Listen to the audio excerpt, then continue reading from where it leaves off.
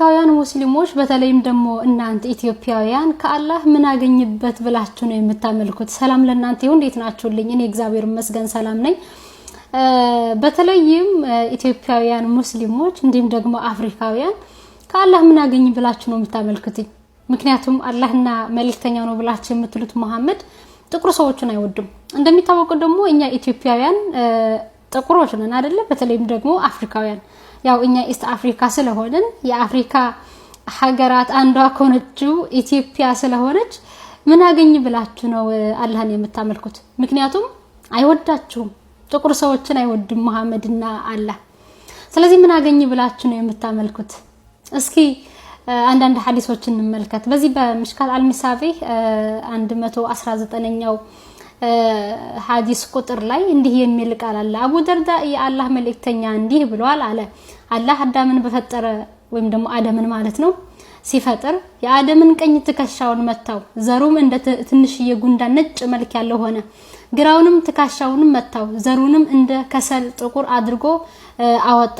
ከዚያም በቀኝ ጎኑ ለነበሩት ወገኖች ለጀነት ይሁኑ እንጂ ምን ግድ የለኝም አለና በግራ ትከሻው ለነበሩት ወገኖች ወደ ገሃነም እንጂ ግድ የለኝም አለው ይላል። አንደኛ ለገሃነም ናችሁ፣ ሁለተኛ ደግሞ ፍጥረቶቹን ብላችሁ ለምታስቡት ግድ የለውም አላህ። እናንተ ገሃነም ለመግባታችሁ ምንም አይነት ግድ የለውም። በመጀመሪያ ከአንድ አምላክ ነገር አይጠበቅም። ራሱ ጥቁርና ነጭ አድርጎ ፈጥሮ ከዛ በኋላ ግን እነዛኑ ደግሞ የፈጠራቸውን ፍጥረት ለገሃነምና ለጀነት ናቸው እኔ ግድ የለኝም ማለት በራሱ ይህ የአምላክ ስብዕና ነው ብዬ እኔ አላስብም። በመቀጠል ደግሞ እንዲህ እያላችሁም እንኳን ወይም ደግሞ ለገሃነም መሆናችሁን እያወቃችሁ እንኳን ስለምንድን ነው የምትገዙለት? እሱ ብቻ አይደለም፣ በተለይም ኢትዮጵያውያንን መሐመድ በጣም ይጠላል። በአንድ ወቅት ወደ ሀበሻ ምድር ሄዱ፣ ህዝቦች አደግራቸው እንግዳ ተቀባይ ናቸው ብሎ ቤተሰቡን ጥቂት ልጆቹንና እንደገና ሰሃቦቹን ልኮ ያስጠጋባትን ሀገር ነገር ግን ዘቢብ ራስ ብሎ ሁሉ ይሰድባልና እስቲ እንመልከተው። በዚህ በሰሒህ አልቡኻሪ 256ኛው ላይ ምን ይላል? የእናንተ መሪ ዘቢብ የደረቀ ፍሬ የመሰለ ጭንቅላት ያለው ኢትዮጵያ ቢሆን እንኳን ታዘዙት ይላል። ምን ዘቢብ ራስ ዘቢብ እንግዲህ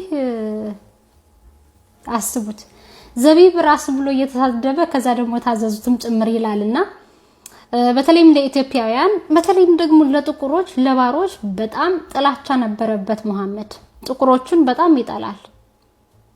ከጥቁሮች መካከል ደግሞ እናንተ ኢትዮጵያውያን እንዲሁም ደግሞ አፍሪካውያን እኛ በጠቅላላ አፍሪካውያን እንመደብበታለን። ስለዚህ ከአላህና ደግሞ ከመሐመድ ምን አተርፍ ብላችሁ ነው የምትከተሏቸው?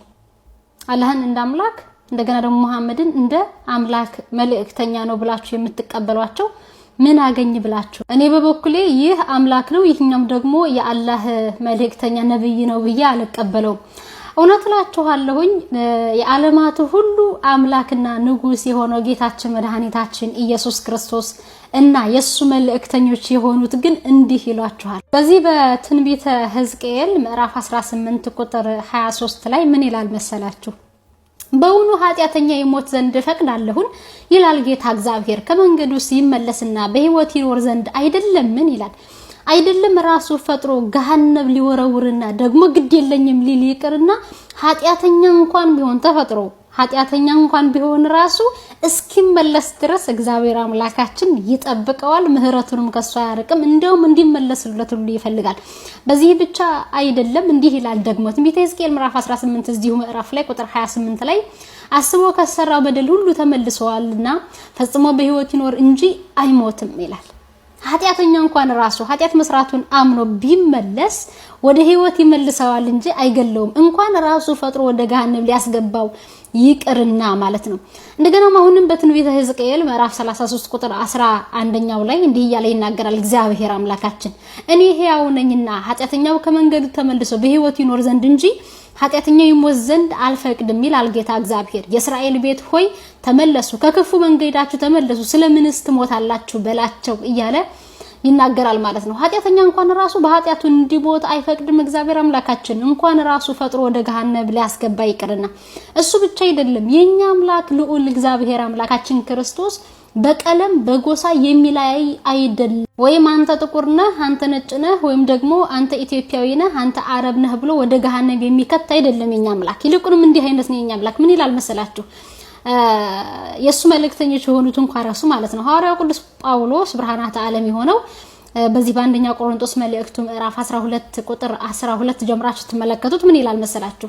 አካልም አንድ እንደሆነ ብዙ ብልቶች እንዳሉበት ነገር ግን የአካል ብልቶች ሁሉ ብዙዎች ሳሉ አንድ አካል እንደሆኑ ክርስቶስ ደግሞ እንዲሁ ነው። አይሁድ ብንሆን የግሪክ ሰዎችም ብንሆን ባሪያዎችም ብንሆን ጨዋዎችም ብንሆን እኛ ሁላችን በአንድ መንፈስ አንድ አካል እንደሆንን ተጠምቀናልና ሁላችንም አንዱን መንፈስ ተጠጥተናል ይላል።